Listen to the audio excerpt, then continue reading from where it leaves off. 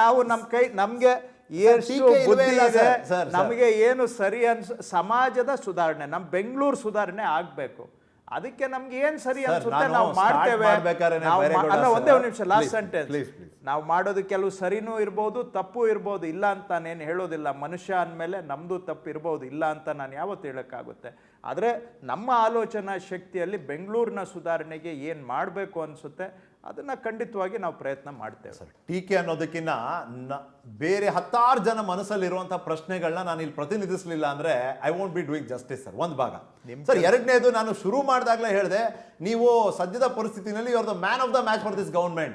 ಯಾಕಂದ್ರೆ ಸರ್ಕಾರದಲ್ಲಿ ಕೆಲಸ ಅಂತ ಏನಾದ್ರು ಆಗ್ತಿದ್ರೆ ಸರ್ಕಾರ ನಿಜವಾಗ್ಲೂ ಜನರ ಮಧ್ಯೆ ಹೋಗಿ ಜನರ ಸಮಸ್ಯೆಯನ್ನ ಆಲಿಸ್ತಿದೆ, ಪರಿಹರಿಸ್ತಿದೆ ಅನ್ನೋದಾದ್ರೆ ಆ ಒಂದು ಪ್ರಯಾಸ ಅಟ್ಲೀಸ್ಟ್ ನಿಮ್ಮಿಂದ ಆಗ್ತಿದೆ ಅನ್ನೋದನ್ನ ನಾನು ಓಪನ್ಲಿ ಡಿಕ್ಲೇರ್ ಮಾಡ್ತೀನಿ ಸರ್. ಉತ್ತರ ಕೊಟ್ಟಿದ್ದು ನಿಮ್ಗೆ ಅಂತಲ್ಲ, ನೀವು ಅವರ ಧ್ವನಿಯಾಗಿ ನೀವು ನಮ್ಮನ್ನ ಪ್ರಶ್ನೆ ಕೇಳ್ತಾ ಇದ್ದೀರಾ. ಯಾರ ಮನಸ್ಸಲ್ಲಿ ಈ ಪ್ರಶ್ನೆಗಳಿದಾವೆ ಅವರಿಗೆ ನಿಮ್ಮ ಮುಖಾಂತರ ಈಗ ಪೊಲಿಟಿಕಲ್ ಆಗಿ ಒಂದು ಪ್ರಶ್ನೆ ಕೇಳ್ಬೇಕು ಸರ್. ಇದು ನನ್ನಿಂದಾನೇ ಅನ್ಕೊಳ್ಳಿ ಅಥವಾ as a journalist I am asking you. ಇತಿಹಾಸ ಹೇಳುತ್ತೆ, ಬೆಂಗಳೂರು ಅನ್ನೋದು ಎಸ್ಪೆಷಲಿ GBA, ಇದಕ್ಕೂ ಮುಂಚೆ BBMP ಚುನಾವಣೆ ಅಂತ ಬಂದಾಗ not really a Congress strong hold, ಭದ್ರಕೋಟೆ ಅಂತ ನಾವು ಹೇಳಲಿಕ್ಕೆ ಆಗೋದಿಲ್ಲ. ಒಂದು ಪಾಯಿಂಟಲ್ಲಿ 28 ವಿಧಾನಸಭಾ ಕ್ಷೇತ್ರಗಳಲ್ಲಿ ಬಹುತೇಕ ಕ್ಷೇತ್ರಗಳು BJPದೇ ಉಳಿದಿದ್ವು. ಹಾಗಾಗಿ ಅವರಿಗೆ ನ್ಯಾಚುರಲ್ ಅಡ್ವಾಂಟೇಜ್ ಇತ್ತು ಈ ನಗರದ ಆಡಳಿತವನ್ನು ವಹಿಸ್ಕೊಳ್ಳಿಕ್ಕೆ. ಯಾವಾಗ ವಹಿಸ್ಕೊಂಡ್ರು ಏನೇನಾಯ್ತು I won't go into that. ಆದರೆ ಈ ಬಾರಿ GBA ಚುನಾವಣೆ ಏನು ನಡೆಯುತ್ತೆ ಅದು ಕೃಷ್ಣ ಬೈರೇಗೌಡರ ಹೆಗಲ ಮೇಲೆ ಅದರ ಜವಾಬ್ದಾರಿಯನ್ನ ಇಟ್ಟಿದ್ದಾರೆ. ಸಾಧಾರಣ ಗೋ ವಿತ್ ದ ಫ್ಲೋ ಆಡಳಿತ ನಡೆಯೋದಿಲ್ಲ ಸರ್. ಕ್ರಾಂತಿಕಾರಿ ಆಡಳಿತ ನೀವು ಮುಂದಾಗಿದ್ದೀರಿ. The aim is GBA sir, ಒಪ್ತೀರಾ? ಇಲ್ಲ, ಏಮ್ ಇಸ್ ನೀವು ರಾಜಕೀಯ ಬಣ್ಣ ಕೊಡೋದು, ರಾಜಕೀಯ ಅದಕ್ಕೆ ತಿರುವು ಕೊಡೋದು, ಅದು ನೀವು ವೃತ್ತಿಯ ಪ್ರಕಾರ ಮಾಡಬೇಕಾಗುತ್ತೆ, ನೀವು ಮಾಡಿ. ನಂದು ಸಿಂಪಲ್ ಗೋಲ್, ಬೆಂಗಳೂರಲ್ಲಿ ಏನಾದರೂ ಸುಧಾರಣೆ ಮಾಡೋದಕ್ಕೆ ನನ್ನ 100ಕ್ಕೆ 100 ಪ್ರಾಮಾಣಿಕ ಪ್ರಯತ್ನ ಆಗಬೇಕು.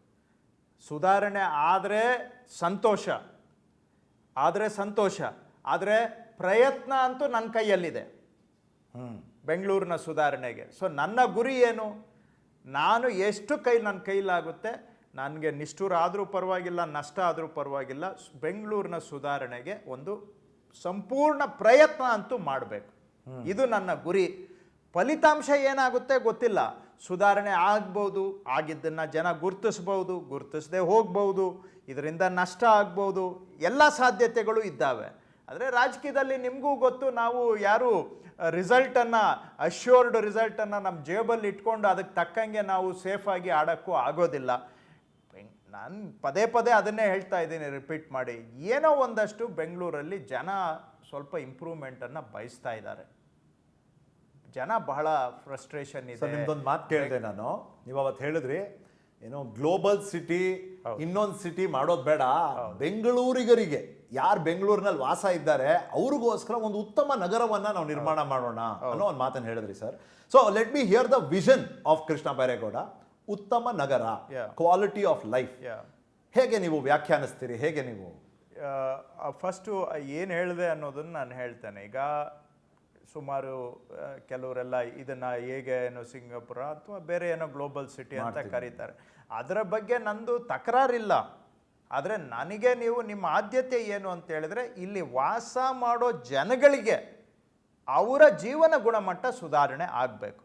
ಏನು ಬೆಂಗಳೂರಲ್ಲಿ ಒಂದು 4-5 ಪ್ರಮುಖ ಸಮಸ್ಯೆಗಳಿದ್ದಾವೆ. ಎಲ್ಲರನ್ನು ಕೇಳಿದ್ರು first problem traffic, second problem ರೋಡ್ಗಳು ಸರಿ ಇಲ್ಲ, ಅಂದರೆ ಟ್ರಾಫಿಕ್ಕು ಕಂಜೆಷನ್ ಬೇರೆ, ರೋಡ್ ಕ್ವಾಲಿಟಿ ಸರಿ ಇಲ್ಲ ಅನ್ನೋದು ಬೇರೆ. ಮೂರನೇದು ಈ ಗಾರ್ಬೇಜು ರಿಲೇಟೆಡು, ಆಮೇಲೆ ಸ್ವಲ್ಪ ಈ ಮಳೆಗೆ ನೀರ್ದು ಅದು ಇದು, ಈ ಥರ ಒಂದು 4-5 ಪ್ರಮುಖ ಸಮಸ್ಯೆಗಳು ಇದ್ದಾವೆ. ಆ್ಯಂಡ್ ಇವೆಲ್ಲದರ ಜೊತೆಗೆ ನನ್ನ ಪ್ರಕಾರ ಬೆಂಗಳೂರಲ್ಲಿ ಜೀವನ ಗುಣಮಟ್ಟ ಸುಧಾರಿಸ್ಬೇಕಂದ್ರೆ ಈ ಇನ್ಫ್ರಾಸ್ಟ್ರಕ್ಚರು ಇಶ್ಯೂಸನ್ನು ಅಟೆಂಡ್ ಮಾಡೋದರ ಜೊತೆಗೆ, ಅದಕ್ಕೆ ಬದಲಿಯಾಗಿ ಅಂತ ಹೇಳ್ತಾ ಇಲ್ಲ, ಅದನ್ನೆಲ್ಲ ಮಾಡಿ ಅದರ ಜೊತೆಗೆ ಬೆಂಗಳೂರಿನಲ್ಲಿ ಒಂದು ಕಲ್ಚರಲ್ ಲೈಫ್ ಇರಬೇಕು, ವೈಬ್ರೆಂಟ್ ಕಲ್ಚರಲ್ ಲೈಫ್ ಇರಬೇಕು, ಸ್ಪೋರ್ಟ್ಸ್ಗೆ ಎನ್ಕರೇಜ್ಮೆಂಟ್ ಇರಬೇಕು, ಮಕ್ಕಳಿಗೆ ಎನ್ಕರೇಜ್ಮೆಂಟ್ ಇರಬೇಕು. ಸೊ ನಾವು ನಿಜವಾಗಿ ಇಲ್ಲಿ ವಾಸ ಮಾಡೋ ಜನಗಳಿಗೆ ಒಳ್ಳೆ ಗುಣಮಟ್ಟ ಜೀವನ ಕೊಡಬೇಕು ಅಂತ ಹೇಳಿದ್ರೆ ಇನ್ಫ್ರಾಸ್ಟ್ರಕ್ಚರ್ ಪ್ಲಸ್ ಇನ್ಫ್ರಾಸ್ಟ್ರಕ್ಚರ್ ಜೊತೆಗೆ ಸಾಫ್ಟ್ ಇನ್ಫ್ರಾಸ್ಟ್ರಕ್ಚರ್, ಅದು ಕಲ್ಚರು, ಆರ್ಟ್ಸು, ಸ್ಪೋರ್ಟ್ಸು, ಇವೆಲ್ಲವೂ ಕೂಡ ಜನ ಇಲ್ಲಿ ವಾಸ ಮಾಡೋರು ಕ್ವಾಲಿಟಿ ಆಫ್ ಲೈಫ್ ಆಗಬೇಕು, ಕ್ವಾಲಿಟಿ ಟೈಮ್ ಸ್ಪೆಂಡ್ ಮಾಡಬೇಕು ಅಂದರೆ ಈ ಎಲ್ಲ ಕಡೆಗೂ ಕೂಡ ಗಮನ ಕೊಡಬೇಕು. ಇರಲಿ, ಅದು ನನ್ನ ಆಲೋಚನೆ, ಅದನ್ನು ಸದ್ಯಕ್ಕೆ ಪಕ್ಕಕ್ಕೆ ಇಟ್ಬಿಡೋಣ. ಯಾಕಂದರೆ ಜನ ಎಕ್ಸ್ಪೆಕ್ಟ್ ಮಾಡ್ತಾ ಇರೋದು ಈ ಟ್ರಾಫಿಕ್ಕು, ರೋಡ್ಸು, ಗಾರ್ಬೇಜು, ಇಂಥ ಇಶ್ಯೂಸ್ ಬಗ್ಗೆ. ಈಗ ಇವು ಪ್ರಯಾರಿಟಿ. ಕೆಲವು ಶಾರ್ಟ್ ಟರ್ಮ್ ಇದ್ದಾವೆ, ಕೆಲವು medium term, long term. Metro, ನಾವು ಏನೇ ಮಾಡಿ ಮೆಟ್ರೋವನ್ನು ಇನ್ನೊಂದು 1.5 ವರ್ಷದಲ್ಲಿ ಇನ್ನು 170, ಅಂದರೆ ಈಗ 96 ಕಿಲೋಮೀಟರ್ ಇದೆ, ಅದನ್ನು 170 ಕಿಲೋಮೀಟರ್ ಅಷ್ಟು ಓಪನ್ ಮಾಡಬೇಕು. ಜನಗಳಿಗೆ, ಹೌದು, ಇವೆಲ್ಲವನ್ನು ಕೂಡ ಜನಗಳಿಗೆ ಸಮರ್ಪಣೆ ಮಾಡಿ ಉಪಯೋಗಕ್ಕೆ ತರಬೇಕು ಅನ್ನುವಂಥದ್ದು ಇನ್ನು 1.5 ವರ್ಷದ ಅವಧಿಯಲ್ಲಿ. ಸೊ ಅದಾದಮೇಲೆ ಮುಂದಿನ ಫೇಸ್ 3ಗೂ ಕೂಡ ಈಗ ಆದಷ್ಟು ಶೀಘ್ರದಲ್ಲೇ ಟೆಂಡರ್ ಮಾಡಿ ಫೇಸ್ 3ಗೂ ಚಾಲನೆ ಕೊಡಬೇಕು. ಇವು ನಮ್ಮ ಮುಂದೆ ಇರ್ತಕ್ಕಂಥದ್ದು. 2030 ಅಷ್ಟೊತ್ತಿಗೆ ಸಬರ್ಬನ್ ರೈಲು 148 ಕಿಲೋಮೀಟರ್, ಬೆಂಗಳೂರಲ್ಲಿ ನಾವು ಅದನ್ನು ಕೆ ರೈಡ್ ಅಂತ ಕರಿತೇವೆ, ಬೇರೆ ಕಡೆ ಸಬರ್ಬನ್ ರೈಲು ಅಂತ ಕರೀತಾರೆ. ಸೊ 148 ಕಿಲೋಮೀಟ್ರು 2030ಕ್ಕೆ 23,000 ಕೋಟಿ ಖರ್ಚು ಮಾಡಿ ಅದನ್ನು ಕಾರ್ಯರೂಪಕ್ಕೆ ತರಬೇಕು. ಕೆಲಸ ನಡೀತಾ ಇದೆ, ನಾನು ಅದನ್ನು ಫಾಲೋ ಅಪ್ ಮಾಡ್ತಾ ಇದ್ದೇನೆ. ಜೊತೆಗೆ ಈಗ 7,000 ಬಸ್ಸುಗಳು ಇದೆ ಬ್ಯಾಂಗ್ಳೂರಲ್ಲಿ. ಹೈಯೆಸ್ಟ್ ನಂಬರ್ ಆಫ್ ಬಸ್ಸಸ್ಸು ದೇಶದಲ್ಲಿ ಬೆಂಗಳೂರಲ್ಲೇ ಇರೋದು. ನಂಬರ್ 1 ಬಸ್ ಕೆಪಾಸಿಟಿಯಲ್ಲಿ ಬ್ಯಾಂಗ್ಳೂರು. ಪಬ್ಲಿಕ್ ಟ್ರಾನ್ಸ್ಪೋರ್ಟ್ ಇನ್ನೂ ಒಂದು 4,500 ಬಸ್ಸುಗಳನ್ನ ಸೇರಿಸ್ಬೇಕು ಅನ್ನೋದು ಇದೆ. ಸೊ ಅದನ್ನು ಕೂಡ 1-2 ವರ್ಷದಲ್ಲಿ ಇನ್ನು 4,500 ಬಸ್ ಹಾಕಿದರೆ, ಇವೆಲ್ಲ ಮಾಡಿದರೆ ಎಲ್ಲೋ ಒಂದು ಲೆವೆಲ್ಗೆ ಸ್ವಲ್ಪ ಟ್ರಾಫಿಕ್ಕು ಇಂಪ್ರೂವ್ಮೆಂಟು ಆಗುತ್ತೆ. ಇವೆಲ್ಲ ನಾನು ಹೇಳ್ದಂಗೆ 1.5 ವರ್ಷ, 2 ವರ್ಷ, 3 ವರ್ಷ, 4, 5 ವರ್ಷನೂ ಕೂಡ ತಗೊಳ್ತದೆ ಕೆಲವೆಲ್ಲ. ಇದರ ಜೊತೆಗೆ ಬೆಂಗಳೂರು ಸಮಸ್ಯೆ ಏನು?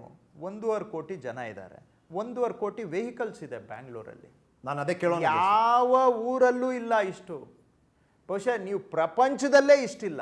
ರೋಡ್ ಟು ವೆಹಿಕಲ್ ರೇಷಿಯೋ ಅನುಪಾತದಲ್ಲಿ ಇಷ್ಟು ರೋಡ್ ಟು ವೆಹಿಕಲ್ಲು, ಮನುಷ್ಯ ಮತ್ತು ವೆಹಿಕಲ್, ಈ ರೇಷಿಯೋ ಇದೆಯಲ್ಲ, ನಿಮಗೆ ಬಹುಶಃ ಇಡೀ ಪ್ರಪಂಚದ ಯಾವ ನಗರದಲ್ಲೂ ಇಲ್ಲ, ಅಷ್ಟು ವೆಹಿಕಲ್ಸ್ ಇಲ್ಲಿದ್ದಾವೆ. ನಾವು ಎಷ್ಟೇ ಪಬ್ಲಿಕ್ ಟ್ರಾನ್ಸ್ಪೋರ್ಟೇಷನ್ ಕೊಟ್ಟರೂ ಕೂಡ, ಮೆಟ್ರೋ ಆಗಲಿ,